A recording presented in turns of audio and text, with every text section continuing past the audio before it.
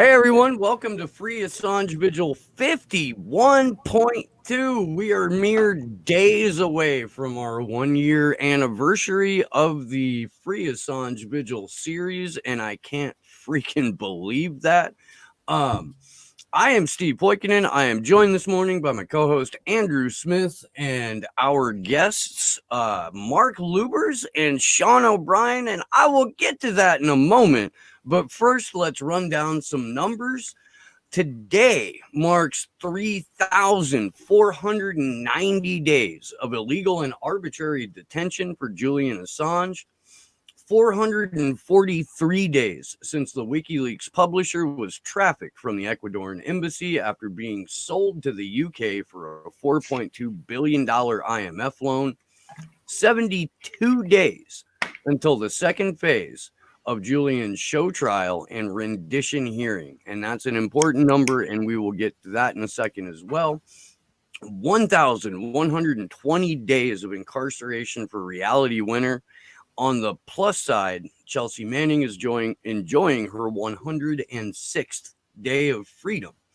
About that 72 days until the hearings in September, Action for Assange is crowdfunding to get back to Washington, D.C. for all 3 of those weeks. We do have a GoFundMe up for that. If you can, please donate. If you can't, we get it, but please share that link. It is incredibly helpful that link gets out. And yeah, let's jump right into it. There was an indictment, a superseding indictment that came out this week, relating directly to the case against Julian Assange. And when you read the indictment, it sounds like you're standing in line at the supermarket and you picked up the trashiest tabloid that you can possibly find right by the checkout stand, and you started thumbing through it because it is salacious, it is full of bullshit and lies, and it is a complete distortion of history. There's an attempt in the indictment to basically make Julian Assange the mastermind of Anonymous and LulzSec and AntiSec, and it's been nearly a decade since LulzSec was on anyone's lips. So we thought, who better to break down what LulzSec and AntiSec are than Mark Lubers, who is a known quantity in the world of Anonymous. And while all of this is going on, there's been a push to ramp up the efforts to kill encryption. And that is primarily why Sean O'Brien is here, because he's who we go to with every single one of our questions about that, which I'm sure is irritating as shit. But let's jump right into this. Mark, if you could take us back to 2011, 2012, and I would invite everyone in the audience to try and put your mind back nearly a decade to where the culture of the internet was in 2011 and 2012. And Mark, if you could sort of walk us through that period of time where LulzSec was originated, who Sabu was, who Siggy Thurtson is, and what's really going on here. Okay, well, as you guys know, Anonymous has historically been a decentralized collective, but around those years, 2010, 2011, more important became a location called Anonops, an IRC server, and there were different hacking groups, so to speak, active on there. Many of the collective was active on there, and so that included people who later on in May 2012 formed LulzSec, and LulzSec was just like a different team of of hackers. I'm not sure if I should mention all their members, but the most who eventually all got arrested except for one guy, AV Unit. He was never arrested, and the most famous one, I guess, in a good way, was Anarchaeus, alias Jeremy Hammond, right? And the most famous one in a bad way was Sabu, back then called Anonymous Abu, and later on Sabu. And yeah, they became very known in anonymous culture because during a super short period of time, they were involved in some very high level hacks and some very high level exposing of things. And the rest of the community was like a part of it was part of the community was doubtful about it because it went so fast and they did such impressive things that we thought like what's going on here. And the other part of it was totally happy with it, right? I mean, like finally, like a lot of media attention, a lot of strong action against the establishment and like the corrupt organizations. But yeah, later we all found out that yes, Sabu, the one who was trying to take the most fame for things, was an FBI informant. And if you read in the indictment against Assange, then you already can see that Sabu was arrested. It says June 7th, before the whole process of supposedly communicating with Assange began. And even before starting the whole anti-SEC operation or movement, because that is one little mistake that is in the indictment. That anti-SEC was not a team, right? Anti-SEC was an operation where like many teams were involved with it. Leak as many things as you can and disable security and these things. It was like a big movement, different hacking crews.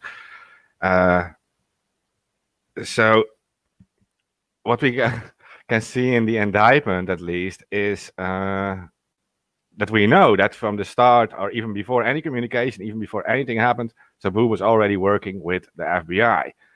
So, and I think that's crucial to mention because it means that I'm not sure how the US law works with that, but even if anything happened, like I discussed it with friends in Europe, and we said like, okay, this is at least a clear case of entrapment then.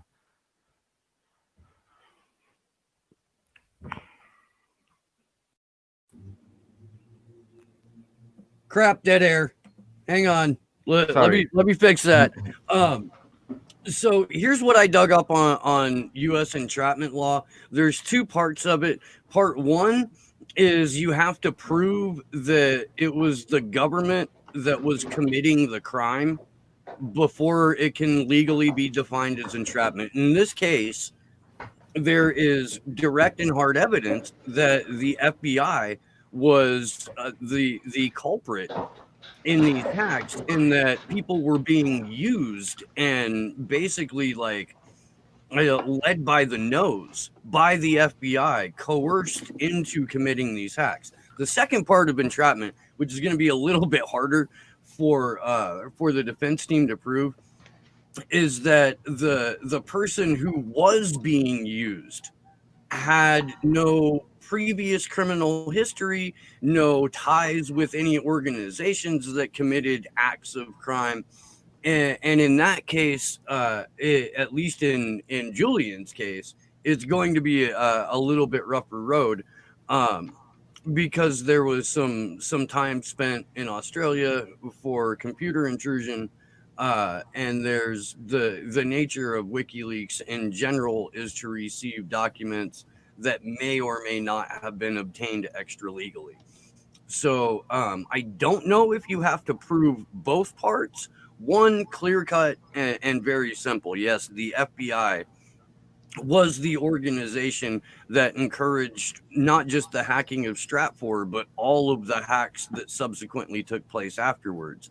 Um, Sean, I'd like to get your thoughts on this because you've done a little bit of studying up on it, and you were, at least around and active on the internet when this was happening. So I kind of want to get your take as well.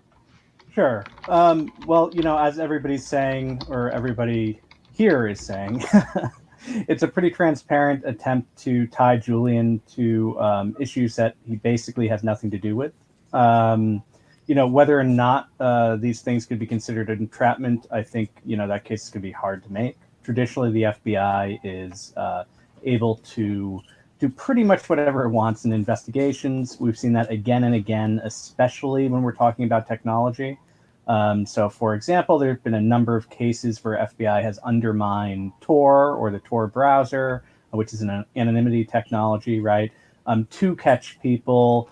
They've hosted, child pornography servers, in some cases, by some estimates, being the largest hosts of that material, to basically entrap people. And whatever one thinks about catching pedophiles, obviously, most 99.99% of people, think pedophilia is wrong. It doesn't mean that the FBI should be doing this stuff, right? There was an FBI sting recently in Mexico with sex workers, right? Where the FBI itself, their undercover agents were participating in the sex acts with the sex workers. And that still didn't completely derail the charges against folks, although some of that was dropped. But long story short, we're talking about the last few years, right? You go back in history and you look at COINTELPRO and all these things. The FBI is going to get around the entrapment part. Where Anonymous is concerned, where LulzSec is concerned, look, that was almost a decade ago. And it was a time period when we started having real, what people now call hacktivism. Folks passionate about certain issues, being able to do things like a denial of service attack or a DDoS, distributed denial of service attack, and do it for reasons of political action, free speech, and so on. So you bring down a web server and you're making a point with that. LulzSec is a little different in their approach, to put it mildly, and I'm sure Mark is happy to talk about that. But they do it for the lulz, right? So primarily. I still think there's something of a political action there too. All of this has very little, if nothing, to do with the type of mission, the type of movement that Assange has been a part of his entire life, or at least his entire internet-based life, which has to do with transparency of information, right? WikiLeaks was founded on principles of democracy, right? Transparency for the powerful, right? And those kinds of issues have, barely any resemblance to the kinds of things that Anonymous and LulzSec were doing. It's obvious here, and I joked about it a little bit on Twitter, that they're throwing whatever they can at the wall. They're trying to blame Assange like he's some kind of supervillain, because it's a long time ago in internet life, and this has all been shrouded anyway. A lot of it's gone down the memory hole. It's very easy to, toss these accusations at Julian. And it's not dissimilar to what was in the last indictment, right? Where they were making outlandish claims that the sharing of a hashed password, right? Hashed information, meaning obfuscated information, just the sharing of that information and talking about the possibility of cracking it, right? That was the action that led to supposedly a conspiracy, right? So I think, the Justice Department is trying what they can. I also think what's interesting about the shift to talking about Anonymous and LulzSec is that we will likely see, in my opinion, groups at least calling themselves anonymous, doing political actions now. Around the big anti-racist movements we have going, Black Lives Matter, et cetera. And, it's now a global movement. That's actually a point that I wanted to bring up to talk about for a second, to get your and Mark's opinion on, Sean. Because the way I see it, whether this did or didn't happen, Sabu was an FBI informant. The whole thing's bullshit to begin with. But I think trying to put Julian and Anonymous in the same sentence together in people's conversations and on people's feeds, what it does is, in a moment like this where Anonymous is acting in solidarity with the anti-racist, anti-police brutality, anti-tyranny protesters, It's a way to try to smear Anonymous by using the 10-year-long propaganda campaign that's been used by Julian, or used against Julian, to where the rape charges and all that, people will see Anonymous and then they'll see associated with Julian. And if they're not well informed or if they're heavily propagandized, they'll put those two together. And instead of thinking Anonymous, the anti-racist fighters that are trying to stop the expansion of a global police state, they'll think, oh, they're led by a rapist. So to me, it's a way more so than indicting Julian on another bullshit charge, which I don't even think that they can do at this point. It's a way to smear the name Anonymous with the pre-existing propaganda that existed around Julian's name. Yeah, I mean, I think that's a pretty astute observation. That is sort of, the more that I think about it, it seems to make more sense that what's going on is exactly that, right? And of course, if the prosecution of Julian is successful, right, if they're able to, get him to the United States, throw him in a pen, et cetera, that's going to make it much easier for them to prosecute whoever arises, Anonymous related or not, who does the kinds of political act that Anonymous does do, which is, bringing down servers and that sort of thing. So yeah, I do see that dimension of it. I also kind of feel that the other indictment fell flat, and that the involvement of Chelsea Manning, especially because she was unwilling, right, to play ball, and willing, of course, to sacrifice her health, her freedom, for I don't even remember how many days. I know you said at the top of the show, I'm sorry, but a very long time. The fact that she was willing to do all that means that was kind of a weaker case. It may just be that the DOJ thinks they can do this, so therefore they will. I don't know. I have a kind of like double part question here, and I'm hoping that Mark can help set it straight. But to your point, Sean, they had to dismiss that 10-year long grand jury. And we know from a couple of WikiLeaks posts from 2019 that this indictment that just came out was already like on the back burner. It was ready to go. And what it's meant, and it's exactly what we've been talking about, it's just meant to obfuscate and further smear. But because Chelsea Manning refused to break, and because Jeremy Hammond has refused to break, and both of whom have put out incredible statements on the nature of grand juries and just how they feel about it. Hammond's in particular includes my favorite new phrase, the megalomaniacal pig whims of government entities. Because of that, they've now got to, reach down into the septic tank and pull up Sabu and pull up Siggy and be like, but we've got these two snitches right here who, we're totally acting on our orders completely illegally to, I guess, urge people to commit crimes on behalf of the FBI. And that's their go-to. That's what they're left with. Is we've got Snitch 1 and Snitch 2 who had questionable character before they ever touched a computer. In Siggy's case, he was touching children way before he was touching a computer. And that's their star witness now. It is insane. And to the point about Anonymous helping out people who have been protesting, who have been trying to stand up over, extrajudicial police murder and exactly what they have going on. Mark, I've been asked a number of times now if the people who are saying we are anonymous are the same people who were saying we are anonymous then. And my understanding is if you are in favor of anonymity in the digital space for private citizens, you are anonymous. There's no test you have to take. There's no handshake you have to learn. But I think it would ease some of the minds of the curious if they knew that some of the more established anons were still participating in these ops.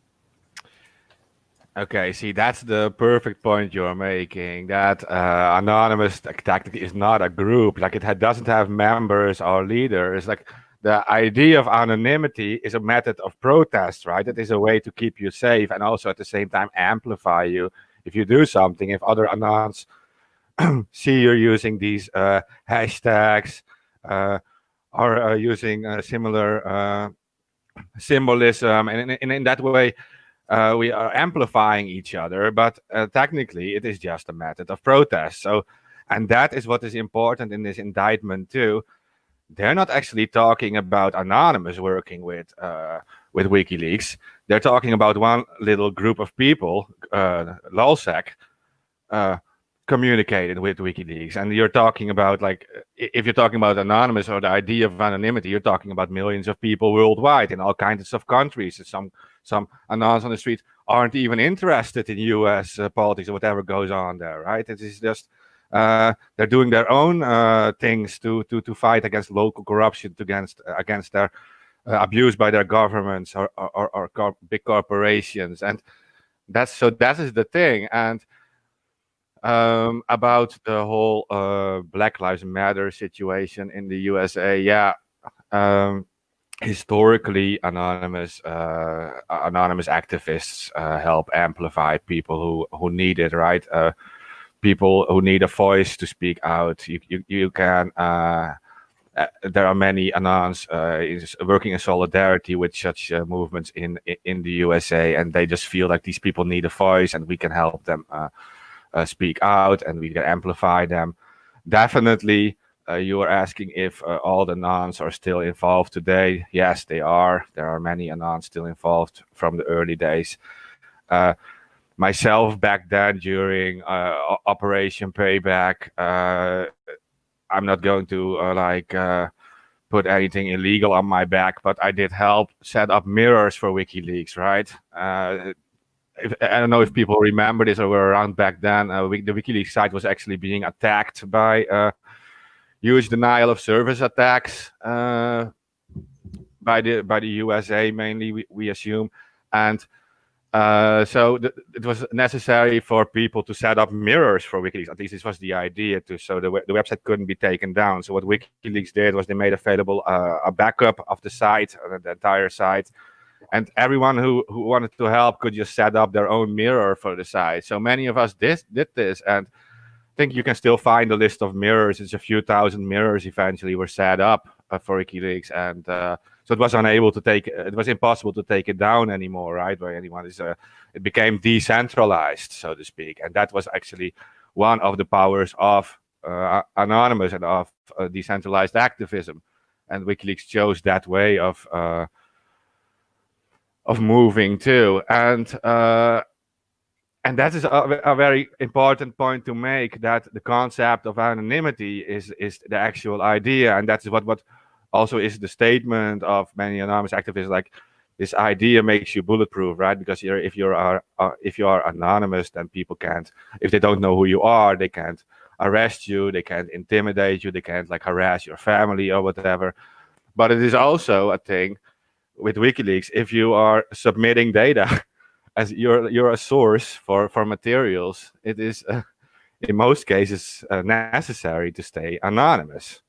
And well, look, I'm going to jump in here for a second, real quick, Mark. I apologize for interrupting. But if you right now, and Glenn Greenwald was making this point yesterday, right now, if you go to the Washington Post or you go to the New York Times, they have a section on their website for how you can leak material to them securely and anonymously. So the idea that only hackers or only bad guys or only criminals want to be anonymous is absolute garbage. Like, right, the paper of record, right? The Gray Lady, the New York Times, the most trusted name in news, wants you to leak to securely because source protection is still a right that is granted to journalists. And that is ultimately one of the things that the U.S. government is trying to take away from us, is source protection. Also happens to be one of the credos for WikiLeaks. They're trying to murder investigative journalism in broad daylight in front of billions of witnesses. And we are all witnesses to this. So it's up to us to stand up and say, no, I'm not going to let you murder investigative journalism. Yeah, and this also goes into what Sean already was saying about the Tor network, which is actually it's a very similar story. I mean, the idea of anonymity with anonymous is of course something everyone can use, and there is not any rule you have to follow on that. And the same thing actually is applies to Tor. Like there are people in war zones. There are people in difficult situations who actually need a system like Tor to stay anonymous when they bring information into the public. They actually need to stay safe. Think about countries like Myanmar or whatever. And what the governments have been trying, and also like the mainstream media, they have been painting Tor, for example, as being some system used by pedophiles and sex abusers, and that's the thing. They've been trying to paint it like that to actually attempt to de-anonymize people, but actually it's used by such different people, and there are so many legitimate activists and journalists using this to stay safe. And at this quote I used in the past, saying, you do not make cars illegal just because a pedophile can abduct a child with it, right? This is just not how it works. We actually need this car to travel safely in our case, and so we can't do that. And with anonymous specifically, now what they're trying to do with this indictment is paint it like, okay, so anonymous worked with Assange. Well, actually, just a few people are, according to the indictment, we're working with Assange. But no, anonymous is everyone, right? And that's the thing I really want to mention. Yeah, I think I'm glad you brought that up, Mark. In my view, and maybe I just feel philosophical today, but really what we're talking about here is folks who are trying to bring back some of the features of the internet that we've lost, right? Anonymity being one of them. Mass, distributed democratic actions being another one. Transparency being another one. And you look at groups like Pirate Bay and so on, access to information, sharing of media, and so on. One of the issues is because all of these movements are connected tangentially in some way, right? So you brought up Operation Payback. Well, I know there were copies of WikiLeaks' archive on Pirate Bay, right? That was one of the primary way people were downloading, right? So I'm waiting for an indictment that gets, Julian on copyright charges or something.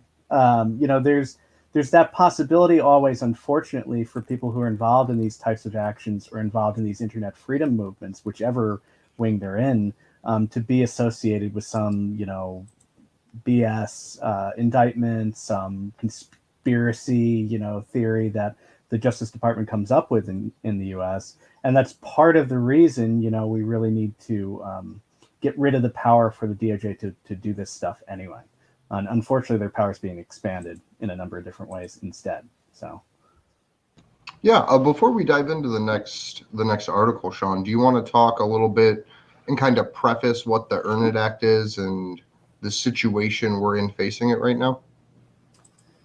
Yeah. So Earn It, or Earn IT, I keep calling it, but it's an act that came through in March. Early March, and has languished a little bit since it was introduced into the Senate during the whole beginning of the pandemic crisis in the U.S. Now, Earn It has a specific methods of control outlined in it, which are a committee that the Attorney General is in charge of, right? And the Attorney General in the U.S. decides who's on this committee, handpicks them, and then that committee decides what are best practices, right, for intermediaries. So the Googles, the Facebooks, etc., but also the Wikipedias, the small forums, the Sean book, if I make a website, right? what the intermediaries are allowed to do, basically. And Section 230, which is part of an old bill, but it's basically a two-line. I don't want to call it an immunity clause. Some people call it that, but it outlines the ways in which providers of both internet connections, right, like ISPs and so on, and forums on the web and other intermediaries like what we now call social media. It outlines the ways in which they are protected from the liability, right, of their user's speech, aka what the user posts, the videos they stream, the conversations they're having over a chat protocol, right? And Section 230 under EarnIT would have this thing tacked onto it, which would be this group of people who come up with these best practices and selectively give, right, that waiver of liability, right, immunity, if we want to call it that, to certain providers. So if EarnIT gets passed, you can see a Google, right, following these best practices, right, and a, Sean's version of Google not doing it. And then Sean's version of Google either gets shut down, I could get prosecuted, I could end up who knows what. And Google would still be able to go on and do what it does. So it's a way of centralizing control of information at its heart.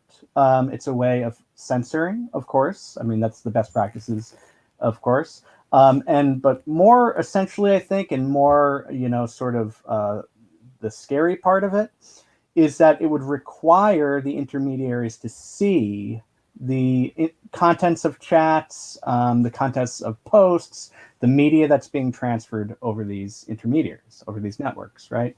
And if you need to moderate and you have to look at your user content, then de facto, you can't have strong encryption, right? You can't have what we call end-to-end encryption. You have to have some sort of backdoor in there. So EarnIT did not mention encryption at all, but the current update to that bill, which we can get to, it's a separate bill, but it does the exact opposite. So we basically have a two-pronged attack where one bill is sort of looking at the regulatory model, or at least the moderation aspects, and attacking encryption in a de facto sort of way. And then the other one is attacking encryption in a de jure, by law sort of way. And we can go into that. We actually can go into that because it's in our show doc for today. Josh, if you could go ahead and pull it, and then I want to circle back after we go through this and pull up Kevin Gastola's thread. But this is the Sputnik one, correct? Or am I tripping? So let me pull that up as well. God damn it. And before I do a deep dive into this, Mark, what's your opinion of this? Have you looked at what's going on in the US right now, RE encryption and our regulatory sort of push against it?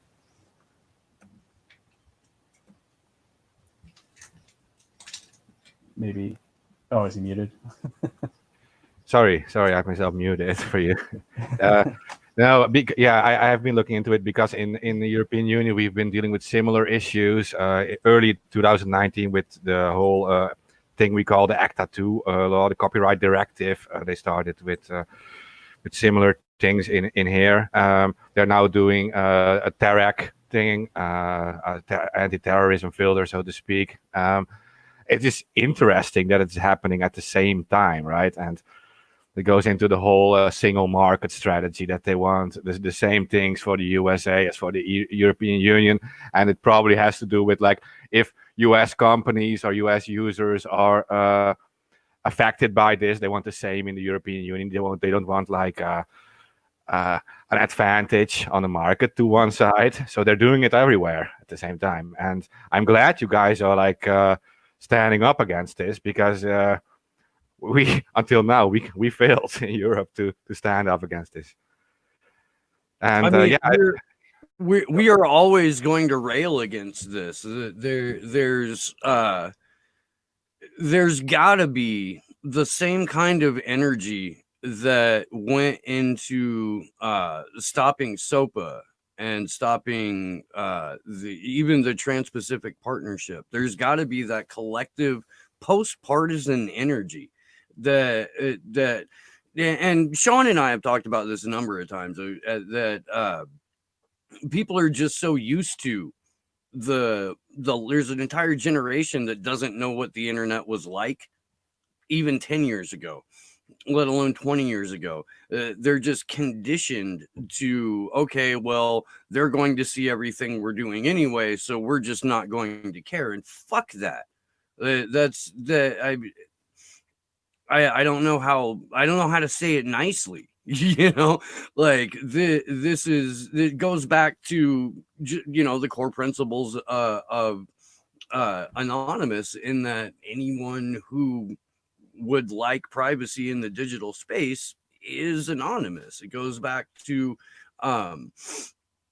it goes back to the fight that Aaron Schwartz led and was assassinated for. And I do want to touch on a couple of quotes in this Sputnik article, just to kind of reiterate that Billy Barr, the Attorney General, for anyone who may be believing the Q narrative that Barr is some kind of white hat here to save us, here's Barr in his own words.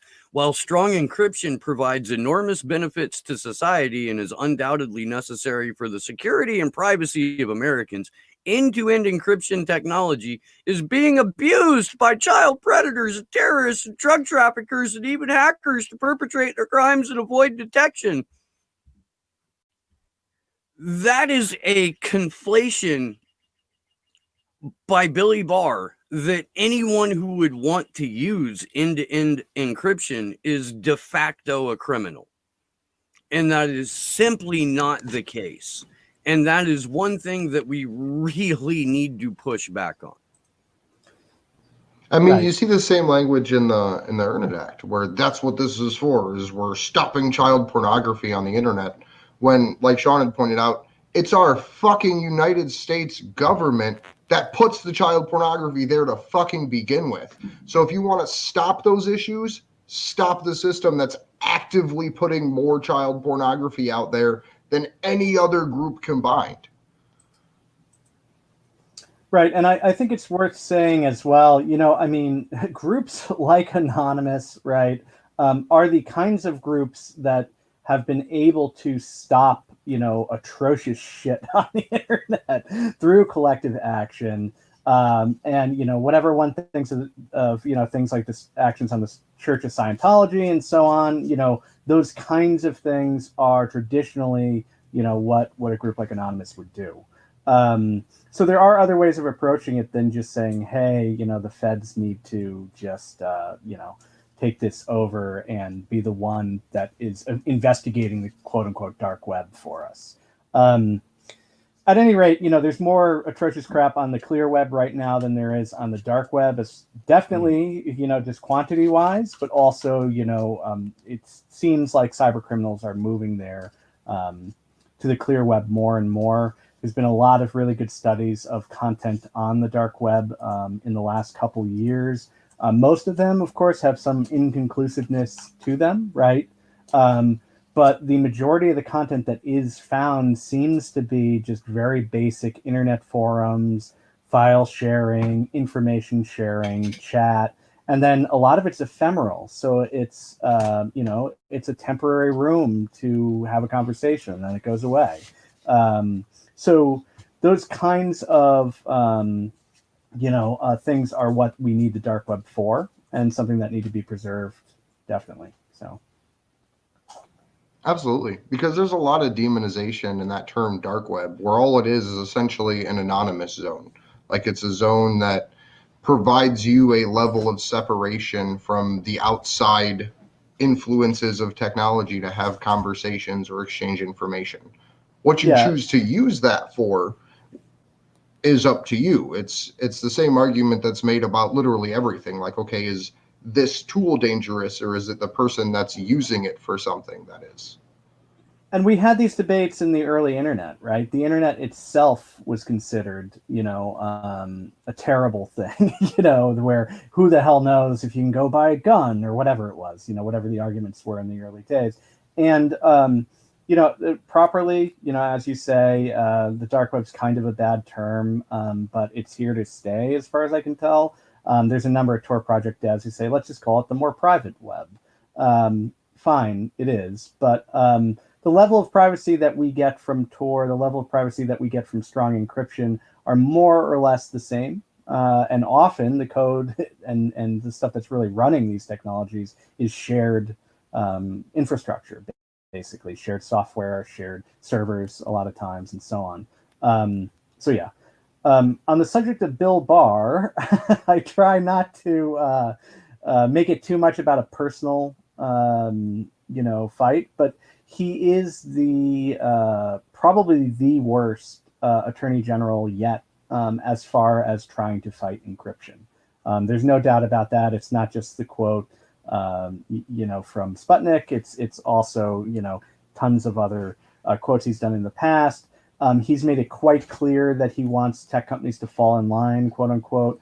I think a lot of what Trump is doing when he's talking about social media falling in line is basically a power struggle where Trump's trying to take power away from liberal elites who control certain aspects of the information system, and then sort of put it under this draconian framework of control where there's nothing encrypted, everything can be spied on, et cetera, et cetera. So it doesn't look good, and there's a number of ways that it's being attacked.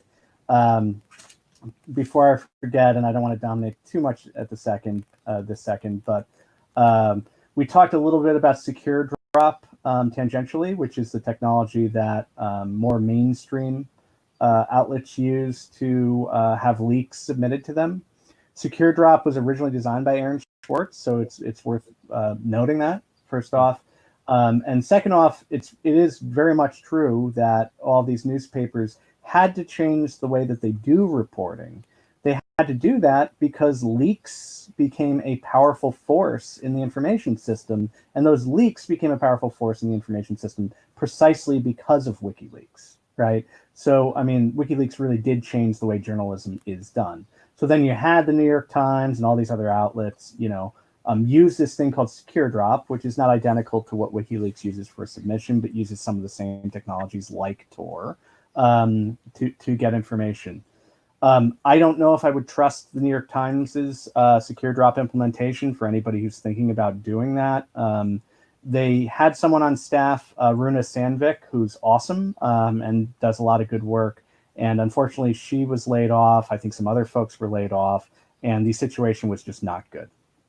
So we may also want to reevaluate at this moment when there is such a shift economically and also in the world of journalism, who we give leaks to.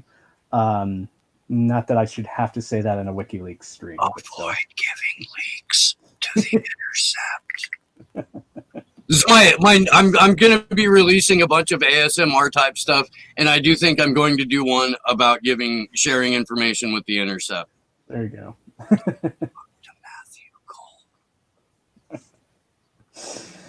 So just to remind people a little bit before we move into the second half about what's happening with William Barr right now.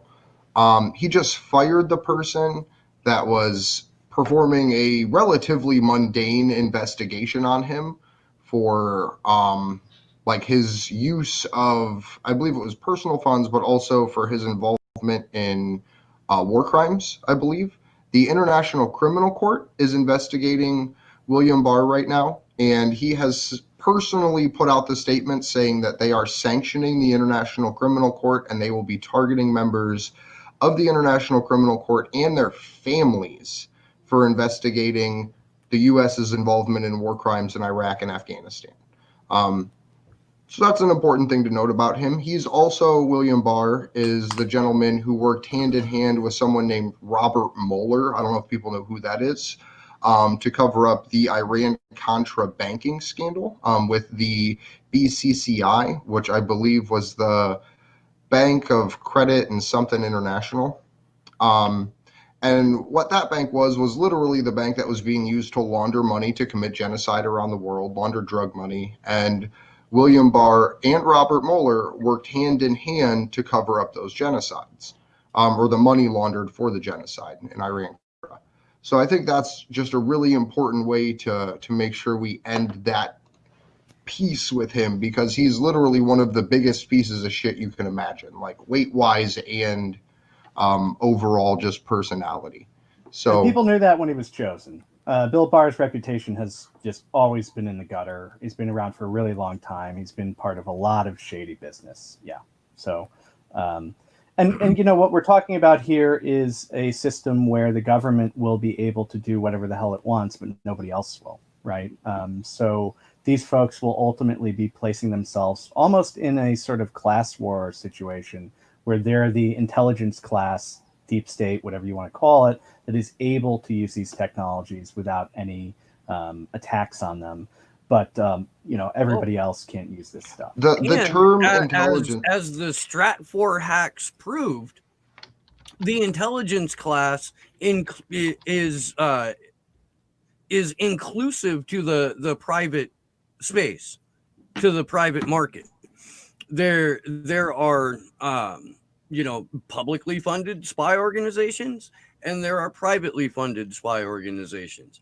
And the fact that we have things like fusion centers where it's sort of a meeting of the spies in coordination with private organizations, public intelligence outfits, and local police departments.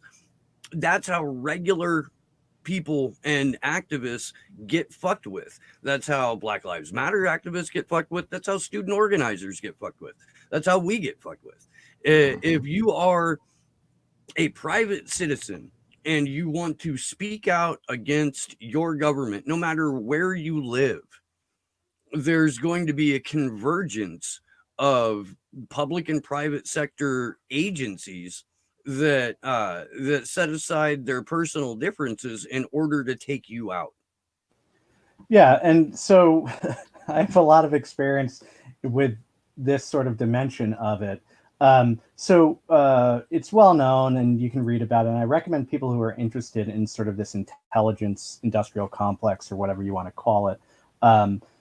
We're seeing massive growth of private sector military associated, right? Think tanks, intelligence agencies, research and development firms, even sort of more startup-y things. We're seeing a tremendous growth of that. We'll see what happens with the economy tanking right now. But the area to look at in the United States is the area around Washington, of course, but specifically McLean, Virginia, and Tyson's Corner. These places are basically the intelligence agency's version of Silicon Valley. And, you know, it's no coincidence that you have things like, you know, a giant Amazon center being in these areas. You've got all the Boeings, you've got the Booz Allen Hamiltons, you've got MITRE, right? You've got all these groups there. And, you know, I visited quite a few times. I've been to some events down there. It's very interesting. You know, obviously, I haven't been blacklisted or blocked yet, but you know, you can get a real sense of how casual it is. It's just business as usual for these folks. You know, it's not something where everybody sort of has this idea that it's like, you know, seedy spy organization. And no, these people are just going to work every day. They feel like they're going to the office, and then they come home.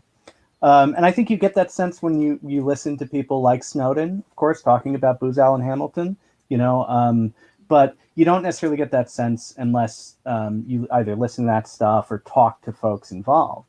You know, you can go to a bar in McLean, Virginia, or, you know, a hotel there and have a conversation with somebody. And you'd be surprised the information they give up, which is why smart journalists spend some time down there.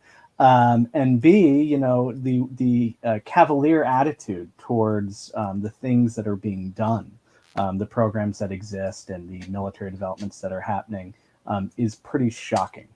So yeah, it's worth pointing that out. Another thing is, of course, and this is something that is bothersome to me, but you know, these cybersecurity field, as we now call it, right? It's an actual field, is filled with this sort of military infiltration and intelligence agency infiltration.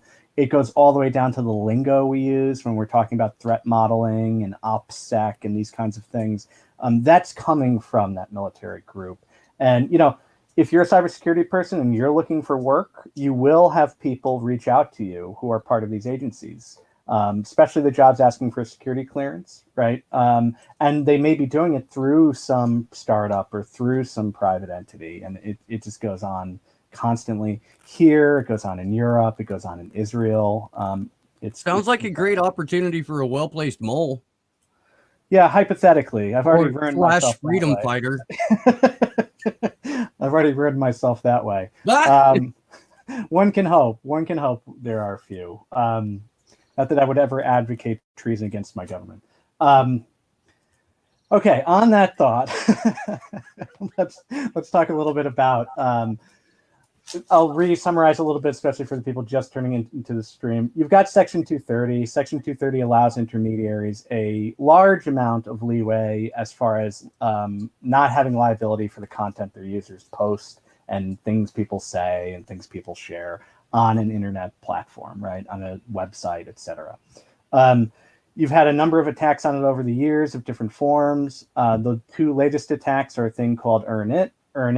The main thrust of it is that it attempts to build a basically board of people chosen by Bill Barr and the DOJ.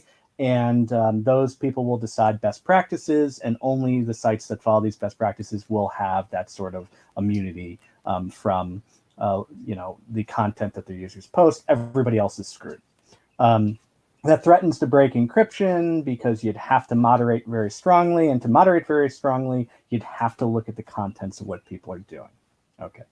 Now we have something that's even worse, right? And this attack is just extremely brazen. And it just goes to show how there's sort of a two-pronged thing going on. This one's called the Lawful Access to Encrypted Data Act. So no clever acronym, but it has the word encrypted in it. And it does exactly what it seems to say, except for let's hope it doesn't become lawful. The idea is that basically there will have to be backdoors in all encryption schemes. It requires that the government, a government commission basically will look at the encryption technology and the encryption implementation that providers put in place. And if they decide that it is technically possible, right, to put a backdoor into that thing, even if Silicon Valley says, hey, it's not technically possible, it would ruin XYZ of what we're trying to do here, it would ruin the actual privacy of our users, et cetera, et cetera. These folks would say, well, you know what, too bad, then build another version of that implementation. Right, so it gives them the power to literally review your scheme, your implementation of encryption that you have for your users. And if the government decides that they want a backdoor in it, and you say it can't be done the way we're doing it now, they say, too bad, build something else. So it's as bad as it gets, and it goes at the heart of the issue here. Now, for folks unfamiliar with encryption, it's thrown around a lot. Just to talk about one version of it, but the one that's most relevant here, asymmetric encryption, meaning you have two encryption keys, a public one and a private one, right? The public key is the thing that you would share so that people can send you messages, right? So you share it with trusted folks to send you messages. The private one is the one you would never give up to anybody, right? Because if you give that one up, that's the thing that decrypts the messages on your end. That means anybody who has that private key can read your stuff. These backdoors are essentially saying, either we insert some sort of technological lever that makes this scheme weak, right? So we weaken the math or we weaken the implementation or some other version of that so that the two keys aren't actually doing what they say they're doing, and we can break the encryption easily. Or the scheme forces people to share the private key. And if the private key is shared, then basically the government has everybody's keys, or has a skeleton key that can be used, for all of its users, et cetera, et cetera. So there are a number of different ways to do it, but the general idea is if you don't hold on to your private key, right, then you do not have control of your information. End-to-end encrypted services that are serious about this, right, the signals, et cetera, have a number of ways for this to be done so that the service itself cannot see the contents of the communication. If you use GPG/PGP email, right, it's very clear what's going on. You have your private key on your computer. Nobody else has it, right, unless they steal it from you, and et cetera, et cetera. So there are a number of ways in which we know how to do this. It is the thing that powers commerce around the world, right? Which is one of the reasons when this style of encryption was being challenged by the US government in the 80s and 90s. One of the reasons it was made legal to do it, right? They lifted the restriction on what they call export control, was because of banking and commerce. There was an opportunity here for people to make literally billions of dollars off of the internet. So the US government said, well, I guess we better allow this. Now we're in a world where, these companies are established. The way in which they do commerce is established. The way in which users are funneled into very few centralized services and very few providers is pretty well established.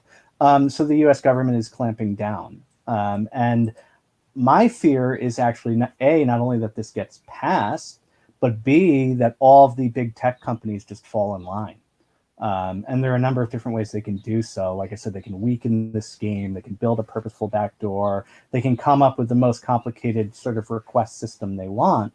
But the bottom line is they'd be giving over your data to the US government, either by request or potentially in a dragnet constant surveillance way. So. Hey, I do have a quick question, if I can, for you. Yep. So here in Europe, we had protections for communications between users on phone lines that also applied on the landline internet, right? And they had to respect privacy between communicating users who were working on a landline, and that is why they had this whole signal intelligence program, SIGINT, because wireless communication was available to them. They could intercept it because it did not apply to wireless communication, these privacy rules. So that's why they focused on that. But I wonder, are there any protections in the United States still on phone communications?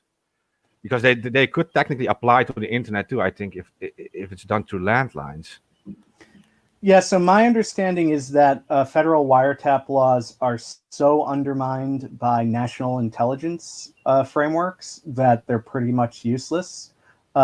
Potentially, they can protect your communications on a landline and even cell phone communications in some cases from a targeted investigation, let's say a sting operation by the police, a local police department. Potentially. I mean, we know there's a number of different ways where that's circumvented, cell site simulators, et cetera. My understanding is that the feds, it's pretty much hands off. And there are a number of different mechanisms to do that. Just as with the Julian indictment, they sort of choose what they think is going to be the best mechanism for getting the information they want. Of course, we know about the PRISM program and the mass surveillance programs of the NSA, but we also have entire departments of both the NSA and the CIA that are focused on targeted intelligence. And that targeted intelligence has very little limitation if you can prove some sort of national security reason. And the bar for that's really low these days. Characterizing either me or my counterpart somewhere as a national security threat is not very hard. Probably just talking on this stream is enough, right? Oh yeah, you're well fucked and far from home, buddy. Right. I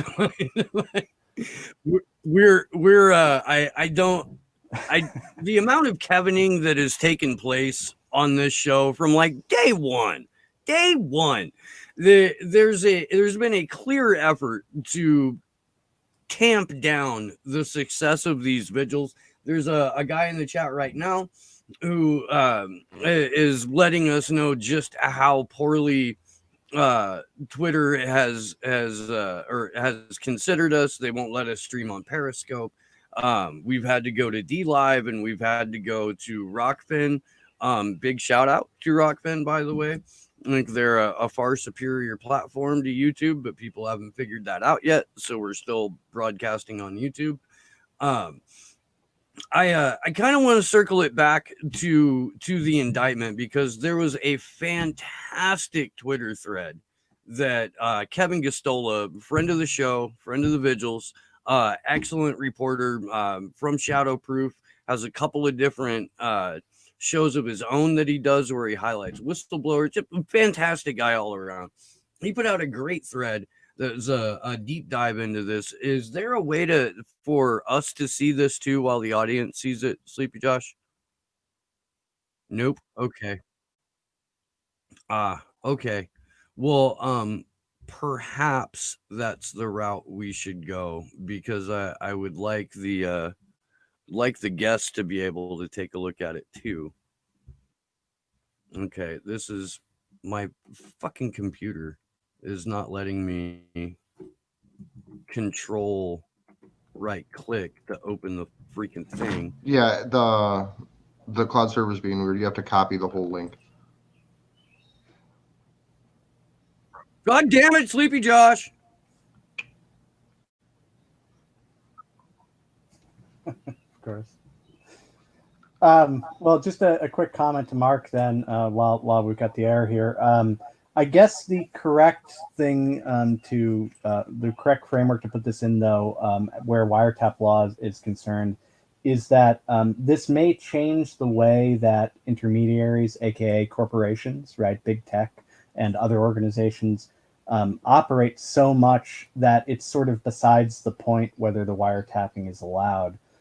If you are using Microsoft Office and using Office Online, and Microsoft is caching everything in a way that the government can search it whenever they want, Microsoft can search it whenever they want, right?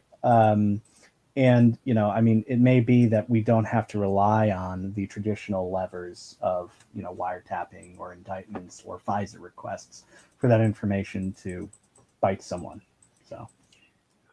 So there have been a few comments about how, well, the DOJ can't add new charges. It's too late in the game for them to add new charges, blah, blah, blah. They're not adding new charges. They're simply expanding the scope of the computer crime conspiracy charge. And that's where all of this comes into play. So we're going to take a look-see. So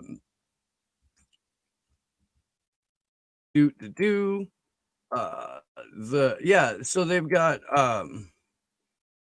the most wanted leaks list is contain documents human rights groups, lawyers, historians, journalists, and activists believe the public deserve to read. The most wanted weeks list, that's again, you've got to put yourself back to like 2011, 2012. Julian was speaking at conferences and discussing this thing, which is something that techies do. They go to conferences and talk. I don't understand why that's so freaking weird. Let me get back over to the thing. Yeah, let's read this out of the indictment. Let's see. Steal and send to WikiLeaks the items on the most wanted leaks list that was posted on WikiLeaks website to embolden potential recruits. Assange told the audience that unless they were a serving member of the United States military, they would have no legal liability for stealing classified information and giving it to WikiLeaks because top secret meant nothing as a matter of law. WLA number 3, that's WikiLeaks associate, is Jacob Applebaum, digital privacy activist who sometimes represented WikiLeaks at conferences. Jacob Applebaum was stitched up pretty freaking severely on some trumped up charges. In July 2010, at a conference in New York City of hackers on planet Earth, a WikiLeaks associate urged attendees to leak to WikiLeaks. This is just, hey, look, help us do journalism. Prosecutors added an entire section to part covering Chelsea Manning, and they accused Manning of being part of an alleged conspiracy against Iceland that involved FBI informant Siggy Thordarson, who went by the online name Teenager. Siggy, again, I can't stress this enough, is a certified sociopath, a pedophile, a con artist, and also in the employ of the FBI as an asset. I'm not going to bring up the whole leaks because they're kind of hard to see, or the whole text because it's kind of hard to see and read. But we'll take Kevin's commentary for what it is, because he was one of the people from day one covering what exactly was happening to Chelsea Manning way back in as soon as as soon as she got arrested. He was there at the trial. Chelsea Manning was confined in jail for about a year, refusing to testify before the grand jury investigating WikiLeaks. This may point to what prosecutors wanted her to testify about, because nowhere in her statement to the military court were bank documents mentioned. Prosecutors claim Assange approved establishment of a relationship between WikiLeaks and LulzSec. Siggy made contact on June 16, 2011. However, Wired reported Thorson decided to approach members of LulzSec hacking gang and solicit them to hack Iceland government systems. I want to get some thoughts from Mark and from Sean on this real quick, so I will stop the share screen. And just from what we've gone over here first. Jump in, either of you, individually or at once. Let's hear a chorus. Okay. So I talked about this too, about it supposedly being Assange, even in communication with them. And someone who knows a lot about it, I shouldn't mention his name, but he said at least 14 people had access to the Assange moniker back then. So we can't even be established that it's him at WikiLeaks communicating. And second, Siggy, who was in control of the IRC server, we know he was a liar and like a scam artist, right? And he could have been making it up all along. And I do want to note something quickly about the Sabu thing, because so it had to do with the Stratfor documents. And it was Sabu who suddenly, shortly after he was arrested and became an informant for the FBI, did everything to get into touch with Assange. He kept contacting employees of WikiLeaks. He kept stalking them for Assange please to reply. And he actually tried. He got super angry when the others said we're going to leak documents to WikiLeaks about with the Stratfor documents. We're going to leak them. And Sabu was so angry about that, and he tried to contact WikiLeaks directly and attempted to sell these documents to WikiLeaks. And this is something that's not really mentioned, but he attempted to sell these documents. And the others in LulzSec, they got so angry about that, they decided to leak everything to the platform anyway, for free. That is pretty much what is a better representation of what happened. So that just real quick. And I also want to say something about Chelsea Manning, that is, they said Assange helped her to decrypt hashes. Well, it literally mentions Chelsea Manning using a Linux operating system to get access to the hashes on Windows computers in the military. Now, the encryption is on those Windows computers is it has two parts. The encryption key has two parts, and in the indictment too, it says only one part was delivered to Assange. So even if you and later on he supposedly, by the way, this is we don't even know if it's true, but And he then delivered a message back to Chelsea saying that we were unable to decrypt it. Yeah, but they only received one half of the key in the first place. So nothing of that. There wasn't even delivered a valid hash to Assange. Only one part of the Windows key was delivered to Assange, supposedly. So there had never been any decryption in the first place. Okay, so those two things real quick. Yeah, so on on that point, first off, I was joking, and maybe I shouldn't, but I don't know what to do anymore these days. But I was joking that the previous indictment, was criminalizing Linux because of the way it's mentioned. Sure. No, I mean that's a good joke, and it's also fairly accurate.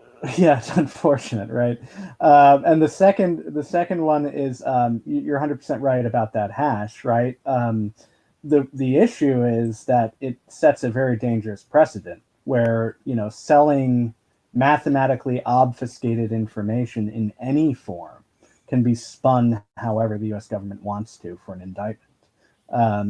How do we even know, as you correctly point out, exactly what went on? If I don't have a copy of the hash and the hash had two parts, and et cetera, for all we know, the whole thing's junk and bogus anyway. And talk about an easy way to do entrapment, right? Give somebody an encryption key that doesn't do anything, and if they try to crack it, then they're in trouble. Or if they even talk about trying to crack it, or if they even talk about the tools that you need to use to crack this kind of key, right? It could be a problem. Beyond that, something, Mark, I'd like a little clarification on. So Siggy's obviously the textbook example of the kind of unhinged individual that the U.S. government does use for informants in a lot of these cases. One of the reasons it's so dangerous for this kind of thing to go on beyond the obvious, other issues. If Siggy had control of the IRC servers, why was Adrian Lamo used as an informant on Chelsea Manning if those IRC chats could have just been leaked by Siggy? See, and that's the perfect question, I guess. So, and that goes into the thing that we know that this new indictment, already in 2018, Yahoo News posted an article about this, and they were already expecting this to happen, right? And they said, like, we have the DOJ has access to over 100,000 chat logs of these conversations between them, and we're expecting that the DOJ is going to do this new indictment thing. And they were attempting to use Jeremy Hammond, Chelsea Manning as their testimonies, and they both refused. But clearly, they didn't trust Siggy's testimony at all. Like they would have used him from the start. But it is only now that these other two refused that they're now using Siggy. And the thing is, personally, I think they don't trust him at all. They're using it as a last effort thing, because suddenly they're using him. And we even, like, when this new indictment was released, we even thought they're using Sabu as to testify on this, but it turns out to be Siggy, and that is a very strange thing, especially because, if I'm correct, he was 17 back then. He's not even an adult yet, and so this is a strange story. Yeah, and supposedly they used him. He used to prove that Assange was actually in with him. He uploaded a video on YouTube, and that video showed Assange sitting in the same room. Now, we don't even know when this video was taken, or maybe it was just a video from a long time ago, and he was just using that. So we don't even know that. It is, it's bogus, I think. So it just seems a little strange to me. Yeah.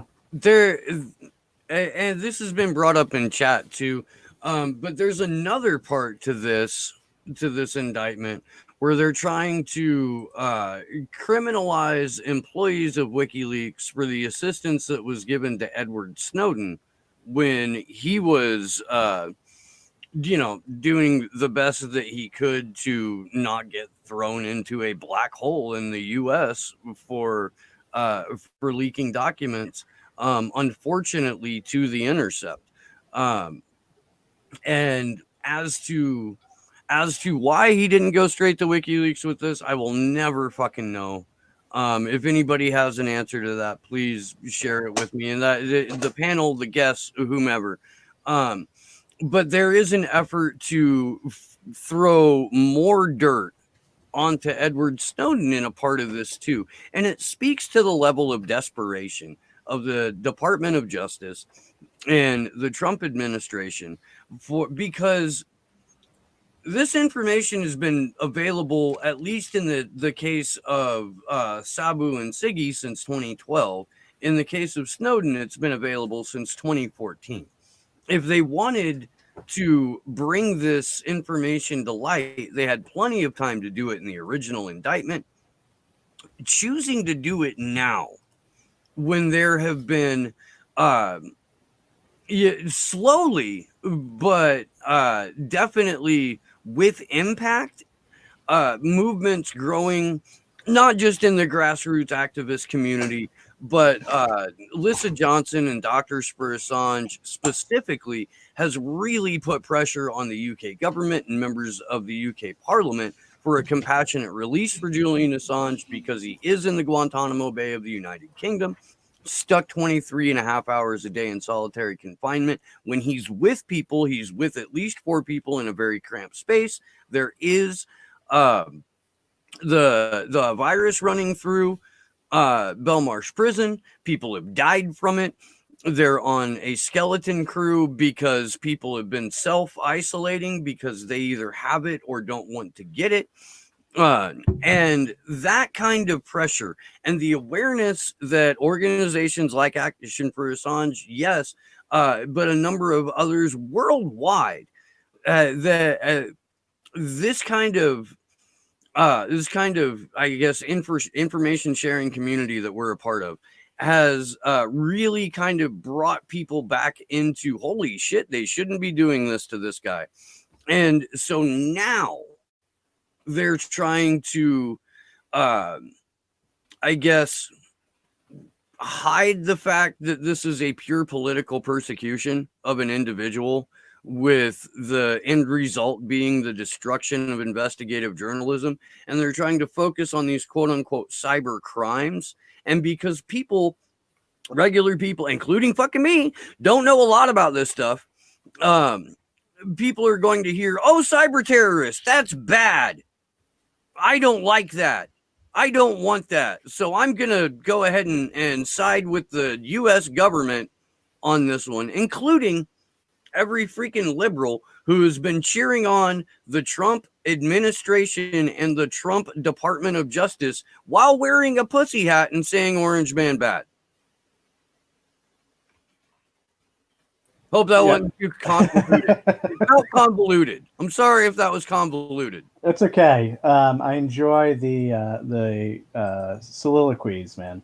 It's really needed, seriously. On the subject of Snowden, really quickly, my reading of history and my understanding from what I know is that Snowden wanted to make sure that the information went through more mainstream channels. And understood that contacting folks like Greenwald and Poitras would eventually go to other journalists in more mainstream areas. And it did, right? Barton Gellman and some of these other folks. That all said, everything Snowden did was not perfect.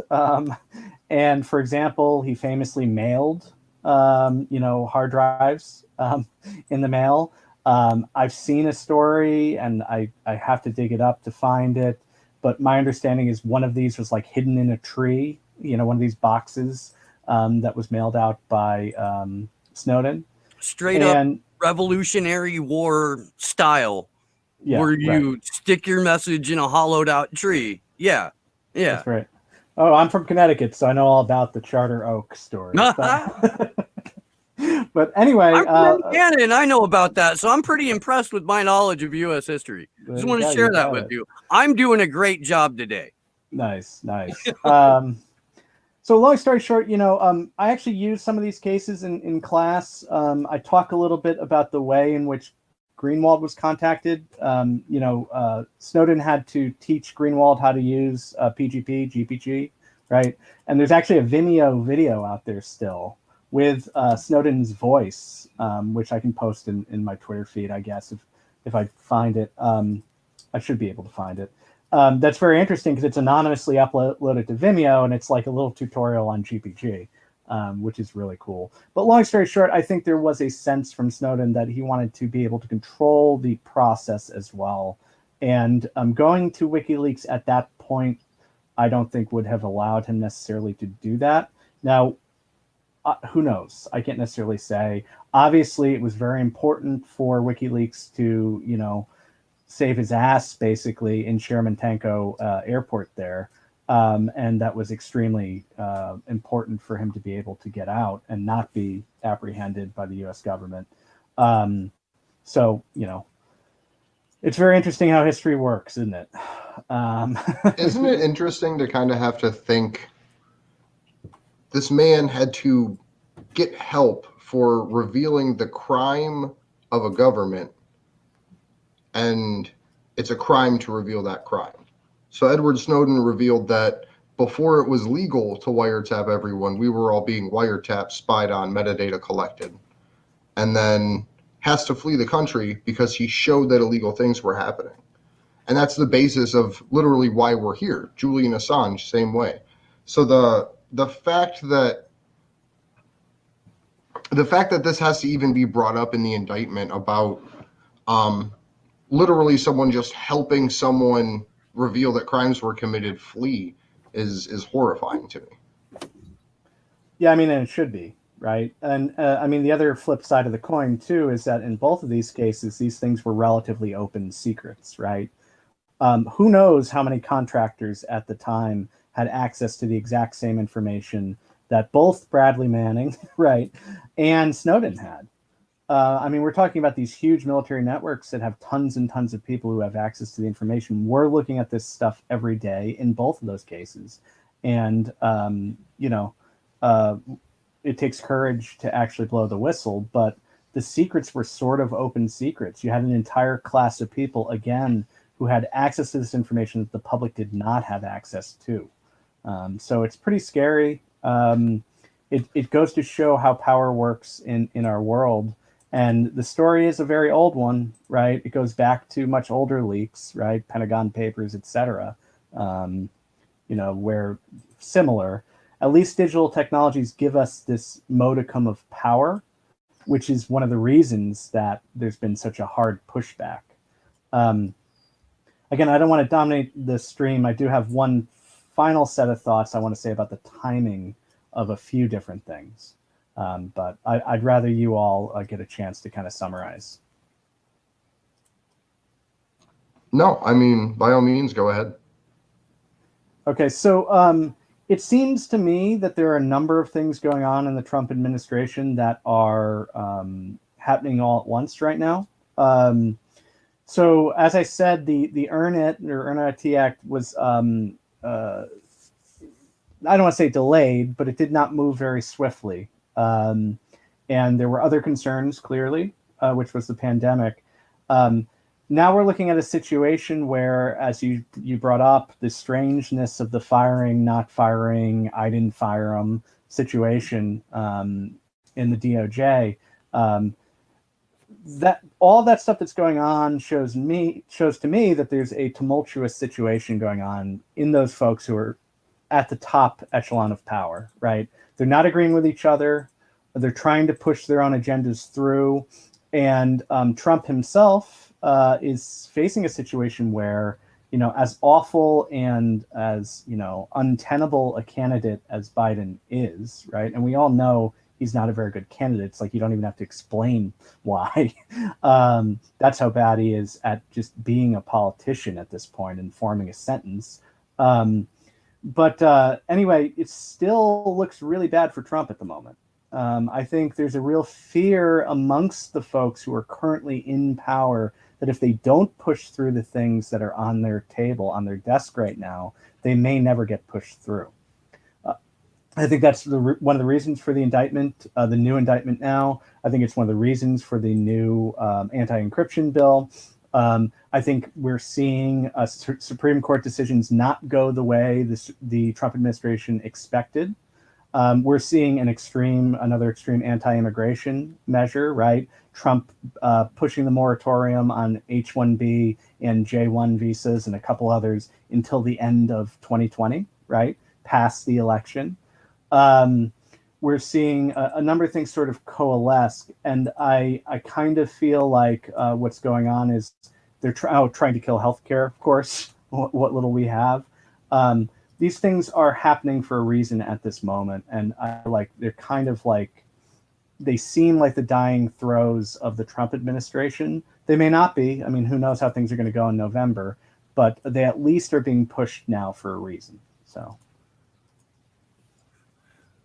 And so we've had a question similar to this posed a couple times, but why do you think it is that the people that support candidates like Boris Johnson and Donald Trump that are also Julian Assange supporters didn't make larger demands or any demands in regards to this case? And this is, I'd like Mark to actually kick this one off if he could. I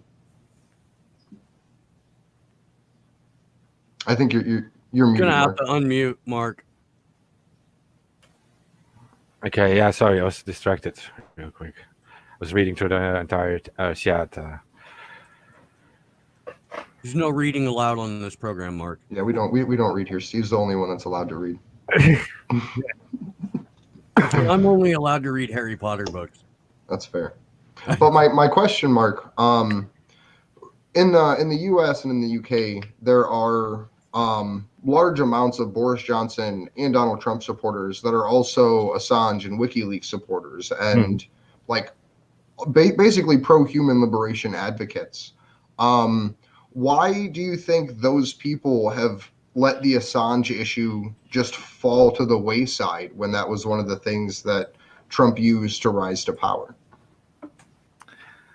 Yeah, that is a kind of a strange story, right? Because like before Trump was president, he was using WikiLeaks over and over again and saying like WikiLeaks is so great. And then suddenly he was a president and said like, yeah, I don't really care about WikiLeaks, right? That they're not in my life, and something like that. He said like they're not a part of my life. I think he literally said. That's why I always have a problem with like the whole partisan politics thing. Like some of these people, I think they're prepared to compromise on some of their ideals to support whatever partisan candidate they're with. And well, as long as a Trump or a Boris Johnson focuses on some other issues which are important to them, they're prepared to just throw away this thing entirely. And that does make me sad, to be honest, because you have to look at the full scope of things, and like the fact that they're supporting you on one thing and they're taking away your rights on the other hand, and especially regarding a free press at this case, like it's happening openly, right? And a person like Trump talks about fake news and destroying fake news, and right now the only so-called fake news we've seen him target is literally WikiLeaks, so to speak. I'm not saying that's fake news, but I mean that's like, it seems like the only media outlet that is getting a lot of firepower on it against it. So that is that's strange, and the supporters of these candidates should realize that seems that they've just been fooled by election rhetoric again, as happens so often, and that when candidates get to power, they will betray them and just move a different path. And so to all these supporters, I would say like you have to think about what's actually going on, and free press is crucial in a democracy, as long as you still call it that. But it is crucial to hold people in power accountable and to get the true picture of things. And if you allow that to be taken away, then you're lost. You're never going to get the real story about whatever candidate you're supporting. And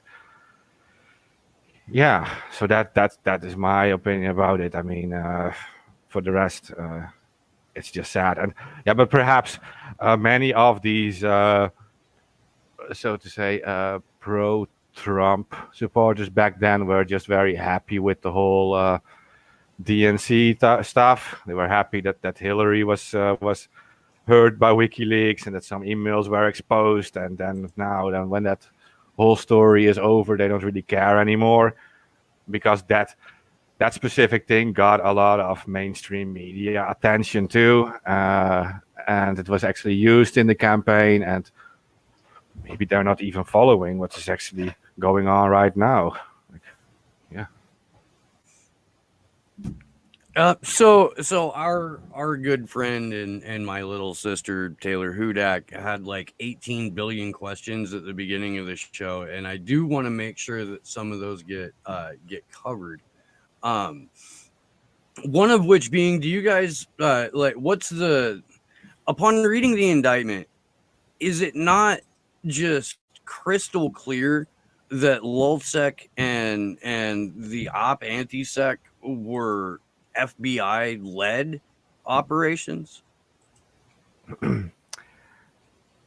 I don't personally believe that the entire concept of anti-sec was FBI led, but it is pretty clear now that LulzSec was at that point already FBI led, because Sabu was like at least attempting to put all the attention to him. And that is also then you're also faced with another question: what was the actual reason that all the media was covering this back then?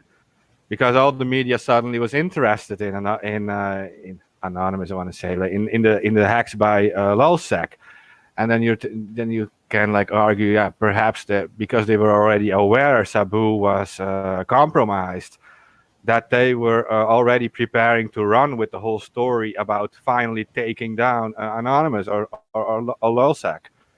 And they were already preparing for this whole thing. That's why they gave it attention, just like put like a huge bullet into the so-called bullseye of Anonymous. So that's the thing. But the entire anti-hack movement, of course, there's like so many different hacking crews were involved, and some are openly also. That's also important to mention. Some crews in the anti-hack movement openly distanced from whatever Sabu was doing and what the crew was doing, and that had to do with internal fights, and also some defacements happened. Maybe I should mention Team Poison and their struggle. They defaced the website and actually put out like a whole message against Sabu and LulzSec back then. It is there were always like fights, and the anti-sec thing, yeah, that is like a movement and not like one crew. And the indictment makes it look like it is like one crew ran by Sabu or whatever, but that is not true, of course. That's fair. That's fair. I'm getting a lot of chatter in the chat. The anti-sec had nothing. It was not FBI led. There are people that are very, very adamant about that. So my perspective on this, and I think it's important for us to keep a historical perspective. And now I'm a relative outsider. I only know what I see and what I'm told by people I trust. But it seems to me that if we put this in the context of intelligence movements, put this in the context of the way that, social movements, we put in the context in the way that intelligence agencies infiltrate those social movements, right? It seems to me that there are probably way more informers than we'll ever know about that exist. And some of them are revealed through their actions. Some of them start out as informants, back off from some of the stuff they were supposed to do, and then fade into obscurity. So there's a lot of really weird stuff that goes on. It's quite possible that just as FBI, CIA, NSA does things like, especially the FBI, I should say, send agitators to a protest, right? These folks should be looked at from that sort of lens. Yeah, maybe there's a desire, right, to do something like break stuff or whatever that can be easily inflamed, in a group. but the agitator is there to make sure that that happens, or to try to get the folks to do those things so that it's easier to apprehend and stop the movement. So that's sort of my sense of this whole Sabu thing. It seems like there was never really full control over his actions any more than there was full control of any of the folks involved in these sort of sordid stories, right? And that's just the way it works. And it's really unfortunate because you have to constantly be looking over your shoulder, but even having an understanding of trust and threat models and things like that doesn't necessarily help. So. Yeah, and you see it again right now. You're saying like the media benefits from pushing some kind of narrative that there is like an official thing within Anonymous, and that this is like the core of everything, and we take that out, and everything is lost, everything is destroyed. Full Anonymous is infiltrated, and now, right now, you see it again, like with the whole Black Lives Matter protest and the support coming from Anonymous for these protests. The media immediately started to cover it like, Anonymous is back, and the official Anonymous Facebook page released a message and against the police departments, and the official page did this and this, calling for action. Yeah, but everyone already knows there isn't any official Facebook page for Anonymous. There are thousands and thousands of Facebook pages and thousands of Twitter accounts. And so immediately they're already looking for a bullseye, and it's very possible that at some point, maybe months from now, they will going to arrest whoever is behind that Facebook page and say like, we finally got Anonymous again. And second, the CEO of Anonymous put out a press release asking for all of the members to act in a certain way. Did you miss that press release that they put out? Yeah, like whoever is CEO today did that, right? I mean, like, that's the thing, and that's what they actually actively use against us, and that is, but there's nothing true about that, of course. I mean, you have Anons in countries like the Philippines and Nepal, and they don't even probably aren't even aware of this, because it's just not, like, it's just like, how many politicians can we name from such countries, and do we expect them to be able to name our politicians or politicians in the US? Like, they're just not interested in it, and many of them don't even speak the language, English. So this thing is just a method of protest, anonymity, and that's what I used before too. But they're obviously always interested in creating some kind of spokesperson, some kind of bullseye, and they did that back then, and they do it again now. There will be also, like, okay, there's many Anons in support of the whole Black Lives Matter thing, but there's also many Anons who are not in support of it, and it's their own decision to support whatever they want. I mean, it's up to them. So, yeah. And traditionally, the power is in folks, either the mass of folks not getting prosecuted, or the mass of folks not turning each other in, I should more properly say. So, yeah, I mean, you can't stop it if enough people are brave enough, and that's what we rely upon, right? Yeah, exactly. Generally in movements. I just want to say about the Black Lives Matter thing, something worth noting. There are a lot of Instagram influencers, right, who are now currently being sort of propped up by media as the heads of these movements, or as the heads of a specific group, or whatever the situation is. You know, we may find out in, 10, 20 years who was an informant and who wasn't, and who was reached out to be an informant, et cetera, et cetera. Gloria Steinem was famously a CIA agent and didn't see any conflict between her work as an informant and her work for what she considered a movement. Even when you look at Adrian Lamo, you have this sort of thing, right? He justified it to himself, saying, everything was great about what was going on except for this. This was going too far. You know what I mean? So the government relies on this sort of thing, and they're going to keep relying on it. And they even get the bonus that when these folks are revealed, everybody shits their pants, rightfully so. And it creates derision and mistrust in the movements that exist. How do you know that the person you're working with is not going to turn you in? So, the term I like to use for that specific instance, as you summarized there, is trauma. They literally create trauma within an organization or an ideological group of people or within a movement to have it begin then fracturing in and of itself, because you don't have to rip the whole thing down. You just have to blow the core up enough that the rest of it just floats apart. Right. And that's the strategy that they try to use. And trauma's the correct term, I'm sure. Yeah, you're 100% right on that. So people have gotten big mad at me when I've told them that Gloria Steinem was a CIA asset, and like she brags about it in interviews and in a book that she wrote. You know, like it's not a big secret. It's just she personally waited 30 or 40 years to out herself, even though she had already previously been outed a number of times. And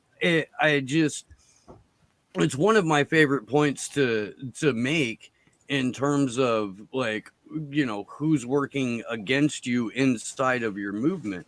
The thing that you've got to remember if you're an activist and you are not an asset of an intelligence agency is that, you know, keep that not just to yourself, but like remember it over and over again. You are doing something that is outside of yourself for a good reason, and you are not seeking to undermine your fellow brothers and sisters and everyone in between inside that organization.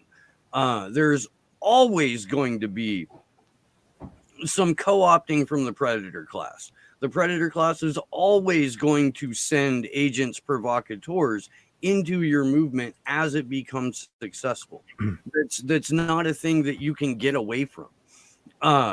But there are a number of ways that you can counter it, and one of those certainly is not engaging in like interpersonal trauma, or, you know, people are going to start shit. Ignore that shit. When people come to smear you, ignore that shit. You are a better person than the person smearing you. I just want to remind people of that. yeah, we hope. It's hard not to do personal attacks, right? Or engage with them. And it is so fucking frustrating. yeah, I know. The amount of shit that like just I could say back is substantial, but I don't. Yeah. Let me fucking tell you. Well, we may as well wrap. So, real quick, I'm not sure about this, but this just came through in our group chat talking. Josh found this. It looks like it's 404, the Freeing Julian Assange Part 3 article on the ContraSpin website. Oh, that's great. Oh, and while I've got Mark here, what happened to Legion Coin, man? Oh yeah, X is working on it. He set his profile to private now. I'm kind of waiting for his updates on that. So that some sites were down too. The link for that is 404 too, and I fucking paid decent money for a Raspberry Pi just so I could start my little adventure into fucking cyber or cryptocurrency. Yeah, no, I have to ask him what is up with that. He put on a message on his Twitter that he was going dark for a while, I think. Good Sorry dog. for my dog. Good dog.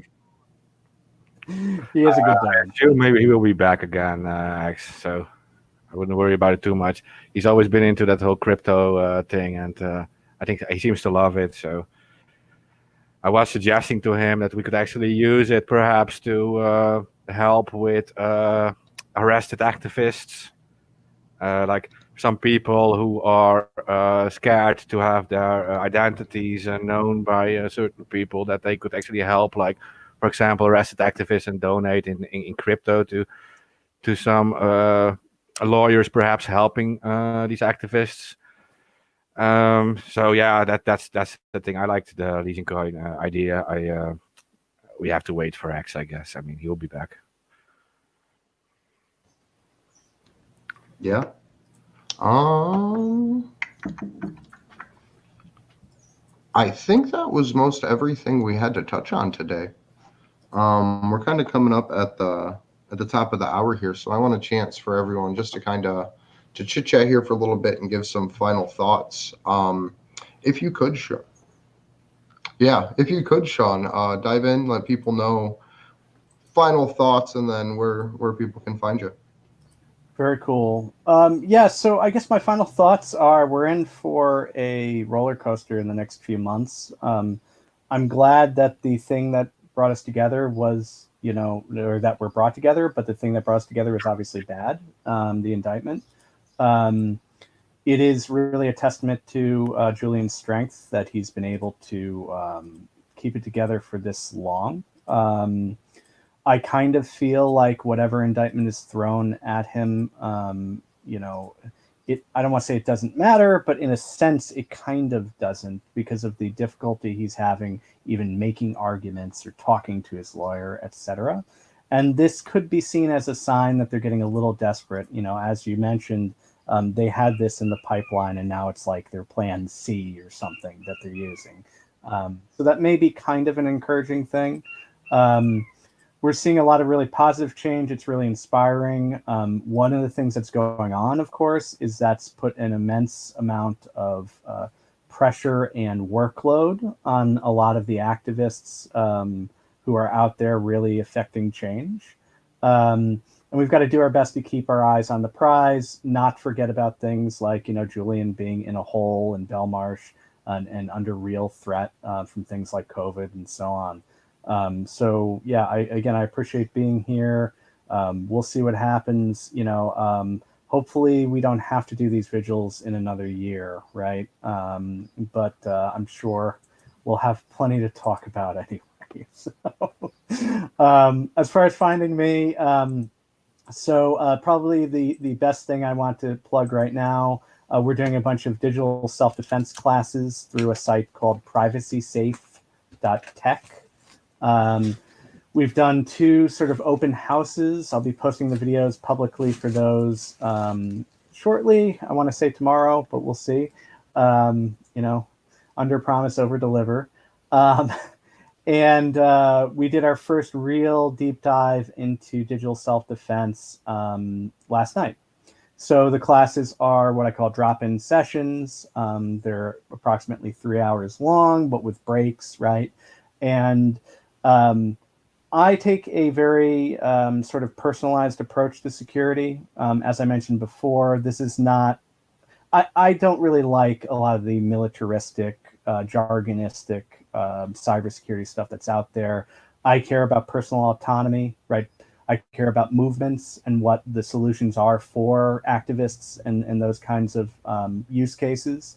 So if you're interested in dropping in, getting some information that can help you in your movement, in your organizing, but also just in your daily life, sign up, join, become a member. We're adding new classes and some new instructors as well. That's privacysafe.tech. And the next class is in a week and a half. So. And Mark, make sure you plug the ABB show as well. Yeah, let me just start out with that. The quickest thing is to because we're dealing with a lot of censorship, etc. Right. So the quickest thing is to just search for Anonymous Bites Back on YouTube, on Twitter, on Periscope. Is there even a search button there? Well, so you just search for Anonymous Bites Back. And on Twitter we have an ABB live show, and that's the quickest thing to find us, and you'll find all the work we do. Like we broadcast at least once a week, but sometimes more. We have like an Asia show on Sunday, focused on stuff that's happening in Asia, especially Hong Kong. So yeah, this is just Anonymous Bites Back. And what I think about what is going to happen in the future.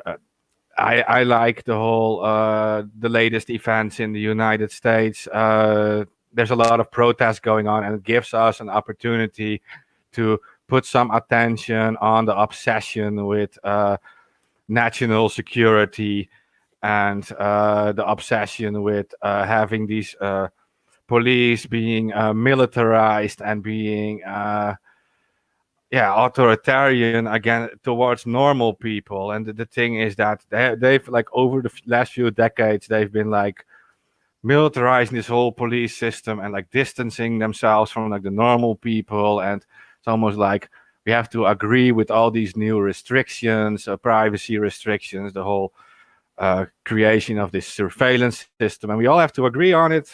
But right now we have some kind of like wake up call going on, and I think if this whole movement especially in the United States goes on, then we can use this as an opportunity to speak out about those things. And because most of these people, I think, will agree to that something is very wrong right now in the our societies are kind of like we're losing freedoms that have been fought for in some cases hundreds of years. And about Assange, I think this indictment is not this is not going to change much. This is very weak. It's old information already in 2018 was written about, and it can easily be discredited. And it literally they shoot themselves in the foot by literally listing the fact that Sabu, for example, was already under FBI control even before any of the communication started. So I don't expect too much from that. But I am hopeful. I mean, people are really talking about all these things now, and that is something positive. And I do also I do want to mention I was impressed by the videos by your colleague Taylor. She was one of the only people to actually mention the fact that anti-SAC was not a group but an actual movement in her videos, and so I should mention that too. I mean, if people are interested in getting some information, perhaps look into these videos. I mean, from and we had that in the queue for today. We didn't get to it, but we have Taylor's permission to play it, and we've got Activism Munich's permission to play it.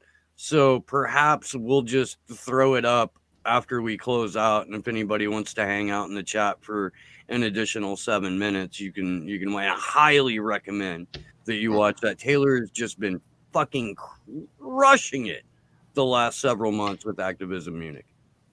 And speaking of Taylor and Anonymous Bites Back, I want to give a big thank you to you, Mark, for actually getting Taylor and I to meet together for the very first time on Anonymous Bites Back, which led to the creation of this here. So we owe you a lot of credit for literally everything that we have started since that interview. So thank you very, very much for bringing us two people together. Yeah, of course. And I mean, you guys have been doing a great job. I mean, it's been growing so fast, and these shows are really getting a lot of attention. So, and you're giving some great information that's necessary for the people. I mean, who else is doing it, right? I mean, there's not so many of these broadcasts going on about the subject of Assange, at least in the non-partisan way, like you guys are doing it. So, yeah. I'm happy with that, and I'm glad you guys have made it so successful, I guess. Well, cool. You can find me on Twitter at Andrew Zigmund, Zigmund. My name's Andrew Smith. You can find us on Twitter at action_4 Assange. And you can find our weekly calls to action. We put them up on our website, action4assange.com. We also link them in the chat. And as well, we have a GoFundMe that we ask if you can't donate to help circulate. And this is to help us organize the 3-week protests in DC in September around Julian's court trial. So yeah, thank you guys very, very much for tuning in. And I appreciate both of our guests for joining us today. My name's Steve Poikin, and I host a show called Slow News Day. You can find that by typing in Slow News Day Podcast into the search bar on YouTube. You can also find me on Rockfin and D Live, which I suggest you do. I want to thank Rob Juno for the super chat for the earlier in the show. We love you, Rob, and everyone in the chat crew. You guys are fucking amazing. It blows my mind that there can be 40, 50, 60, 70 people in a chat and nobody is like sniping at each other or going at it. It's just a giant cuddle puddle, and I appreciate it like every single time. I really do. Big thanks to Mr. Sean O'Brien and to Mark Lubers. My co-host Andrew Smith, Sleepy Josh on the ones and twos, and Mean Panda for the graphics. We love you guys very, very, very, very much. And yeah, we will see you Tuesday for the kickoff of Action for Assange's 1 year anniversary of doing these vigils. We've got some incredible guests lined up. And on Friday, July 3rd, in celebration of Julian's birthday, after we go out and do our independent actions, we are going to have a special live stream. If you are part of our Discord and you would like to be on the live stream with us, just hanging out, talking shit, celebrating Julian's birthday, let us know in the Discord. We're happy to have you. Both of you gentlemen that are here as guests today, also welcome to come on. We would like it to be a big ass party. So please do that. We'll throw the link for the Discord in the chat. You can also contact us directly. I am on Twitter at Slow News Day Show. And yeah, till next time, y'all. Good luck to us all.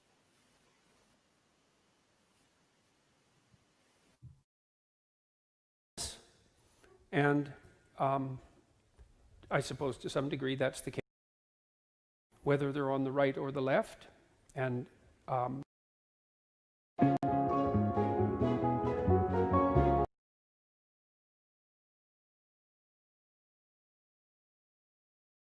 Oh, this isn't the right video.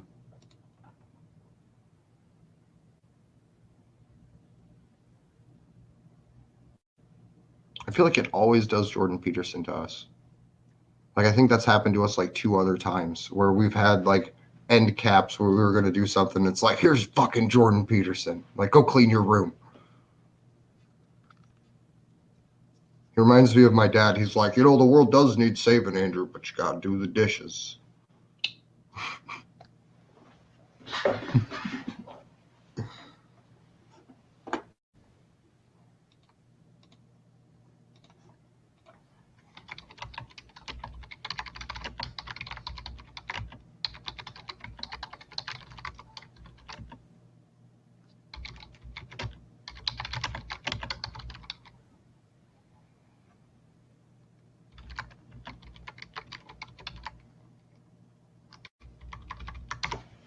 Can you take us live so we can mention it? That we can't do it? Okay. Oh. Yeah, so the video doesn't want to play for anyone who noticed and anyone that's still listening. It wants to just literally play a Jordan Peterson video for us. So we're going to circle back to this and we will play it with Ray McGovern on Tuesday when we have him on. Should we tell him about our super special guest, Steve, or should we wait?